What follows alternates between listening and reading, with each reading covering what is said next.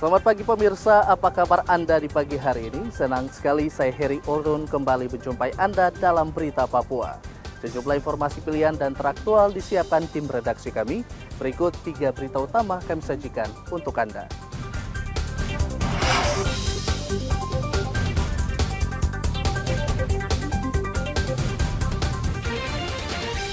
Sakit hati sering diganggu seorang pria di Kerom membunuh tetangganya. Kejaksaan Tinggi Papua menyita 6,4 miliar rupiah dana korupsi PON Papua. Warga Salor Merauke panen raya padi di lahan seluas 800 hektar.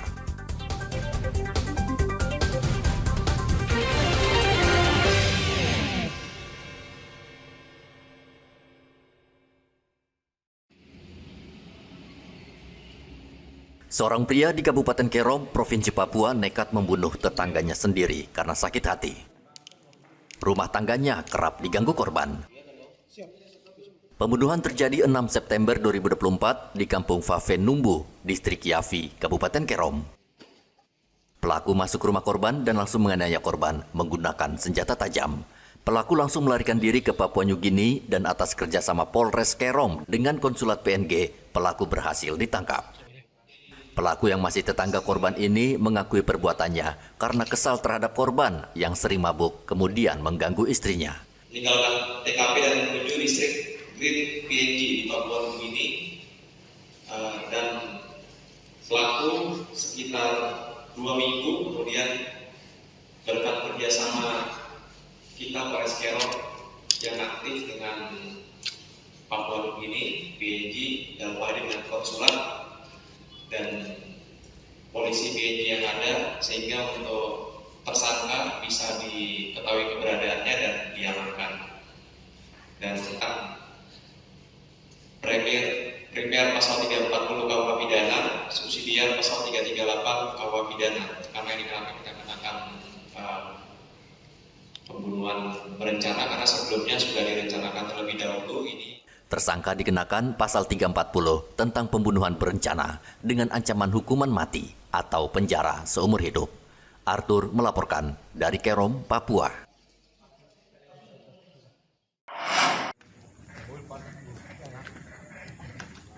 Kejaksaan Tinggi Papua menyita uang hasil dugaan korupsi dana PON ke-20 Papua sebesar 6,4 miliar rupiah.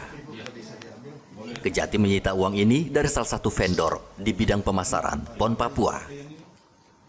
Menurut Kasidik Pitsus Kejati Papua, Dedi Sawaki, penyitaan uang tersebut setelah Pengadilan Negeri Jayapura memenangkan gugatan pra-peradilan yang diajukan Kejaksaan Tinggi terhadap salah satu tersangka. Ini upaya yang terbaru yang kami lakukan, yaitu penyitaan terhadap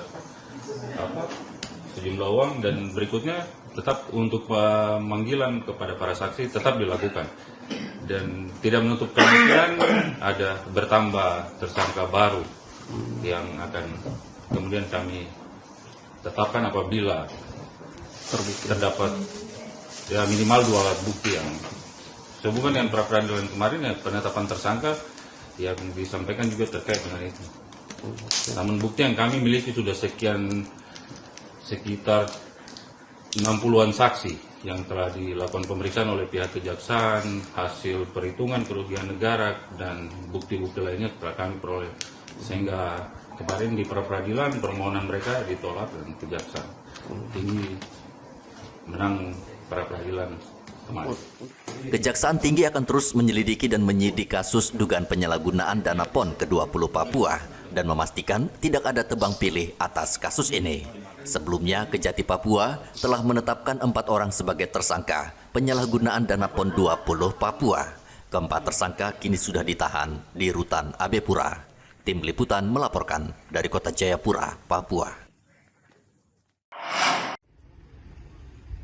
Keadaan yang sangat memprihatinkan terjadi di sekolah dasar, yayasan pendidikan dan persekolahan, gereja-gereja Injili di Distrik Maki, Kabupaten Lanijaya, Provinsi Papua Pegunungan. Di sekolah dasar ini hanya ada 3 orang guru yang bergantian mengajar di 6 ruangan kelas.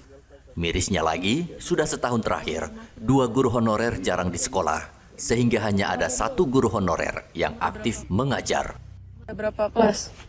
Ada 6, tapi kalau sisanya sedikit digabung saja seperti itu. Oh, ada 6 juga kelas. kekurangan guru seperti itu. 6 kelas itu berapa? Satu kelas itu ada berapa siswa? Ada yang 10 orang, ada yang 3 orang, ada juga yang 8 orang seperti itu. Untuk tahun kemarin apakah ikut ujian nasional? Ada Sendiri atau digabung? sendiri. Di sini sendiri ada 15 siswa yang ikut ujian. Pejabat Bupati Lanijaya Alpius Igibalom yang melihat kondisi ini berjanji akan membenahi tenaga guru sehingga anak-anak di sekolah ini mendapat pelayanan pendidikan yang layak. Tim Liputan melaporkan dari Lanijaya, Papua Pegunungan. Ada di Maki juga ada. Di belakang ini. Kantor Perwakilan Bank Indonesia Provinsi Papua dan Koperasi Produsen Emas Hijau Papua Sabtu pekan lalu mengekspor 1,2 ton kopi ke Jepang dan Belanda. Ekspor perdana kopi ke mancanegara ini merupakan keberhasilan program pengembangan komoditas kopi di Papua dari hulu hingga hilir. Koperasi Produsen Emas Hijau Papua beranggotakan para petani kopi yang bekerja sama dengan petani kopi di berbagai distrik di tanah Papua untuk menghasilkan kopi berkualitas dan terstandarisasi. Melihat potensi tersebut, Kantor Perwakilan Bank Indonesia ikut membantu usaha para petani kopi agar berkembang dan bersaing di pasaran dengan standar internasional. Bank Indonesia akan memperluas pasar dengan promosi perdagangan di luar negeri seperti Jepang dan Denmark. Dan hasilnya adalah ekspor perdana kopi ke Jepang dan Belanda untuk memenuhi permintaan pasar di luar negeri. Sama harapan kami bahwa 1,2 ton ini bisa terus sinambung ya.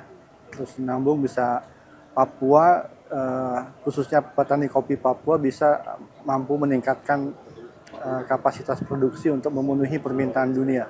Ketika ada tarikan permintaan dari dunia, maka itu akan menimbulkan motivasi buat petani kopi untuk berproduksi. Dan BI dalam hal ini untuk supaya kopi Papua ini bisa diterima di pasar dunia, kita berupaya untuk mendampingi para petani kopi untuk menghasilkan kopi-kopi yang berkualitas.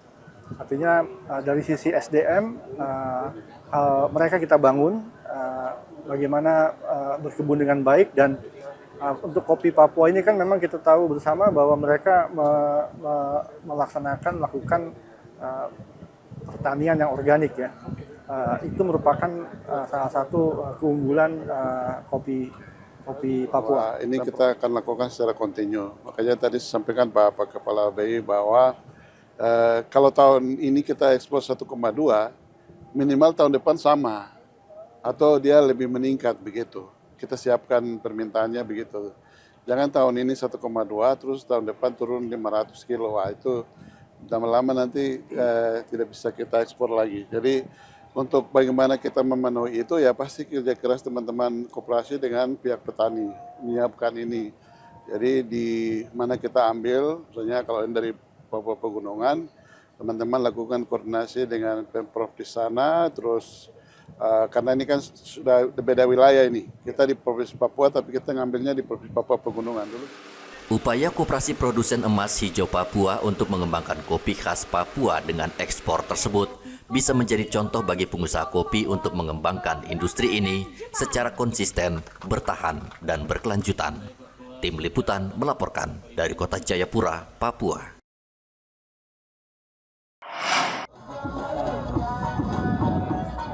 Staf ahli Kementerian Pertanian Ida Bagus ikut panen raya bersama masyarakat kampung Telaga Sari, Distrik Kurik, Merauke, Papua Selatan, Sabtu lalu. Tahun ini masyarakat kampung Salor menikmati panen raya di lahan seluas 800 hektar dan kehadiran Menteri Pertanian merupakan bagian rangkaian kegiatan panen raya di Merauke, Papua Selatan. Ida mengatakan hasil panen di kampung itu sangat bagus. Ia meminta warga di kampung ini untuk terus mempertahankan hasil pertanian dan terus semangat bekerja untuk mensejahterakan rakyat dan keluarga. Jadi saya lihat hasil cukup baik, dapat laporan Kemudian juga yang perlu kita tekankan pada bapak-bapak, ini hasil baik ini karena bantuan Kementerian Pertanian ya, tapi harus dilanjutkan secara mandiri. Jadi jangan berhenti kemudian nunggu, karena ini kan sudah jadi modal nih hasilnya ya bapak-bapak. Begitu sekarang panen, giling, dapat uang, langsung lanjutkan ya, jangan nunggu lagi, karena nanti kita bekerja ke tempat lain lagi ya kan, ke tempat lain lagi. Jadi bapak sudah dapat hasil yang baik, kemudian langsung kerjakan. Panen raya di Kampung Salor ini merupakan wujud keberhasilan petani di daerah ini dalam mengelola lahan pertanian di distrik Kuring. Tahun ini petani akan panen raya di lahan seluas 14.000 hektar yang tersebar di berbagai sentra pertanian padi di Merauke, Papua Selatan. Muhammad Ridwan melaporkan dari Merauke, Papua Selatan.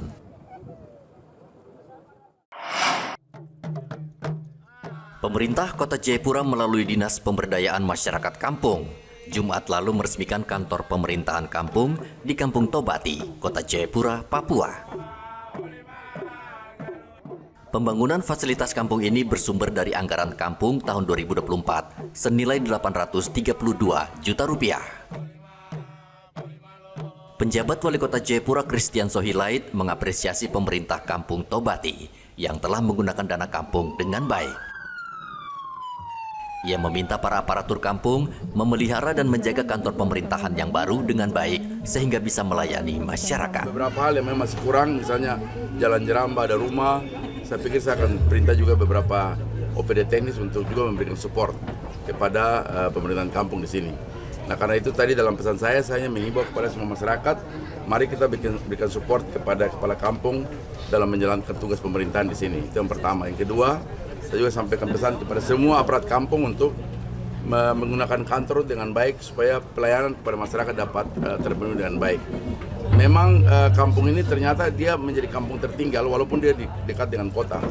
Nah, kita tidak tahu penyebabnya apa, tetapi menurut saya itu ada dua hal. Satu tuh karena aparat kampung yang sebelumnya yang tidak lihai dalam melakukan pengelolaan keuangan dengan baik, sehingga ini menjadi lambat.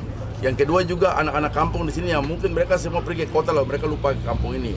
Sehingga datang, harusnya kalau mereka datang ingat, kasih support terus kepada pemerintahan kampung, terus. Dan kampung ini boleh baik, tapi ini belum terlambat. Kepala Kampung Tobati Otniel Meroje mengatakan akan fokus membangun perumahan satu tipe dan seragam sehingga lebih tertata.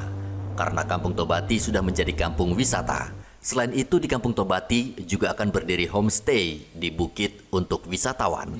Dulu kantor yang lama hanya ukuran 8x10. Terbakar 2019. Ketika Bapak menjabat sini baru 9 bulan. Berpikir kepada kita bikin hal-hal yang lain, sebelumnya kita bangun kantor dulu. Karena kantor Bapak anggap sebagai rumah tinggal supaya staf bisa kerja. Sehingga ukuran ini diperbesar. Tadinya dari 8x10 sekarang menjadi 12x26 dengan menelan dana desa 832.409 rupiah untuk keseluruhan. Puji Tuhan dalam waktu belum akhir tahun sudah bisa kita resmikan. Ini berarti ada kebaikan Tuhan untuk kampung ini, untuk kita mulai mengejar ketinggalan kita tadi yang disampaikan Pak Wali Kota. Seperti itu. Berapa tahap anggaran yang digunakan? 2 tahap. Tahap pertama 600, tahap kedua 200 lebih. Bapak, ini kan kampung yang sangat dekat sekali dengan kota Jayapura. Betul. Tapi didefinisikan sebagai kampung tertinggal di kota Jayapura. Iya. Kedepannya apa yang dilakukan? Itu benar sekali. Kampung ini 10 tahun ketinggalan. Sejak dana desa diluncurkan pada tahun 2016. Dalam kepemimpinan periode yang lalu, kepala kampung, anak muda. Tapi kampung itu tidak pernah berkembang. Bisa lihat sampai dijuluk kampung tertinggal, disebut kampung terkebelakang, karena mungkin karena anak muda ya. Selain meresmikan kantor pemerintahan Kampung Tobati, Pemkot Jayapura juga menyerahkan bantuan 1 unit kapal cepat untuk melayani masyarakat setempat. Dari Kota Jayapura, Papua, Hendra melaporkan. Hari ini kami boleh menikmati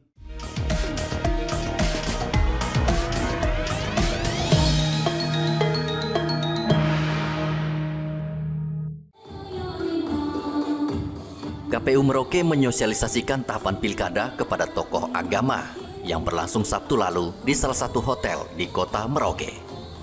Menurut Ketua KPU Merauke, Roske Bubun, tokoh agama memiliki peran yang sangat penting di masyarakat untuk menyukseskan pilkada serentak. Kami merasa perlu untuk mengajak seluruh tokoh-tokoh agama untuk terlibat dalam kegiatan sosialisasi ini karena tokoh-tokoh agama punya peran yang sangat penting dalam proses penyelenggaraan pemilihan kepala daerah, khususnya untuk memberikan informasi-informasi kepada seluruh jemaat maupun umat yang ada dipimpin oleh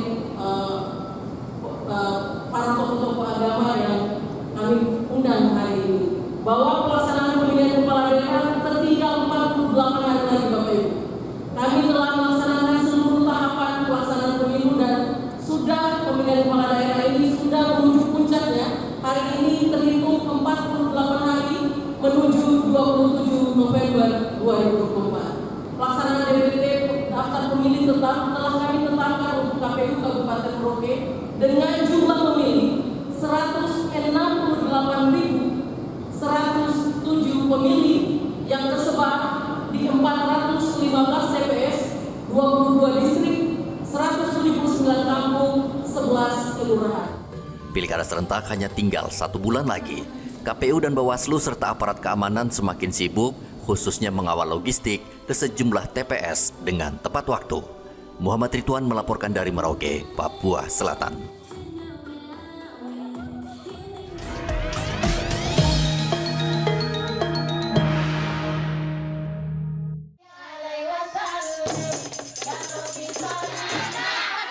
Pasangan calon gubernur dan wakil gubernur Papua, Matius Fakiri dan Aryo Kurumaropen, berkampanye di Komplek Perumahan BTN Tanah Hitam, Kota Jayapura, Sabtu lalu. Pasangan yang dijuluki Mario memperkenalkan program Papua Cerah atau Papua Cerdas, Sejahtera, dan Harmoni. Matius Fakiri berjanji akan memperhatikan sektor pendidikan dasar hingga lanjutan yang merupakan kewenangan pemerintah kota, kabupaten, hingga provinsi. Selain itu, ia berjanji akan membangun infrastruktur sehingga perekonomian di Papua terus berkembang. Matius bahkan akan membantu pembangunan tempat ibadah. Usai memaparkan visi dan misi, pasangan nomor urut 2 ini memperagakan kepada masyarakat bagaimana mencoblos nomor urut 2 di bilik suara pada tanggal 27 November mendatang. Ya, pertama saya terima kasih. Ini kan kalau berapa kali kita jalan, antusiasme dari warga luar biasa. Tentunya ini doa bagi kami untuk tetap semangat bagaimana bisa fight menjadi pemimpin yang amanah bagi semua masyarakat dan bisa hadir untuk menjawab apa yang diharapkan oleh masyarakat. Baik, terima kasih. Sebelumnya, pasangan Mario ini juga belusukan ke pasar dan bertemu mama-mama Papua di daerah Expo Waena. Lalu pada sore hari, pasangan yang diusung 15 partai politik ini menikmati teh sore bersama anak milenial dan influencer di Tanah Hitam, Kota Jayapura.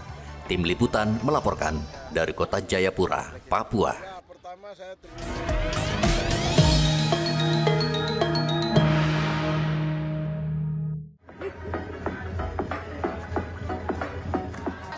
Calon Gubernur Papua nomor urut 1, Ben-Hur Tomimano, Sabtu lalu bertatap muka dengan warga Padang Bulan, Kelurahan Hedam, Kota Jayapura. Kedatangan Ben-Hur semarak dengan tarian dari Sanggar Seni Onate Padang Bulan. Warga menyambutnya dengan gembira, serta meneriakkan yel-yel kemenangan. Warga di daerah ini meminta Ben-Hur agar memperbaiki jalan masuk ke komplek karena rusak, serta membangun posyandu. Warga juga meminta calon gubernur agar memberikan beasiswa kepada anak-anak Papua agar mereka bisa bersekolah dan meraih pendidikan yang tinggi. Dalam orasinya, Ben-Hur menceritakan perjalanan karirnya hingga masuk dunia politik, dari camat hingga menjabat wali kota Jayapura selama 2 periode. Ben-Hur mengajak warga untuk datang ke TPS dan menyalurkan hak suara mereka pada tanggal 27 November nanti. Kalau hujan 30 bulan, ini pasti banjir. Tapi hari ini, tadi Bapak Auk sudah bilang, ingat kami. Kalau Bapak jadi gubernur Provinsi Papua. Dan akan ada insinyur yang saya akan undang mereka melihat daerah ini supaya masyarakatnya bebas dari banjir. Ini kita. Ada orang-orang ahli-ahli yang akan saya pakai melihat bagaimana daerah ini harus bebas dari banjir. Ada ahli, ada insinyur-insinyur yang akan kita pakai. Mereka turun meneliti ini bagaimana sudah mencegah air tidak boleh kampung di sini. Tapi ada saluran yang bagus. Kita alirkan dia masuk ke Konya, langsung Kali Acai, Pasar Baru dan turun ke Jawa. Mantan Wali Kota Jayapura 2 periode menawarkan program kartu khusus kepada warga Padang Bulan. Kartu khusus ini membantu para disabilitas yang mengalami keterbatasan fisik, mental, dan sensorik. Tim Liputan melaporkan dari Kota Jayapura, Papua. Pemirsa, informasi tadi mengakhiri jumpa kita dalam Berita Papua. Saya Heri Orun mewakili seluruh kerabat kerja yang bertugas mengucapkan terima kasih atas kebersamaan Anda. Selamat pagi, selamat beraktivitas, dan Wanyambi.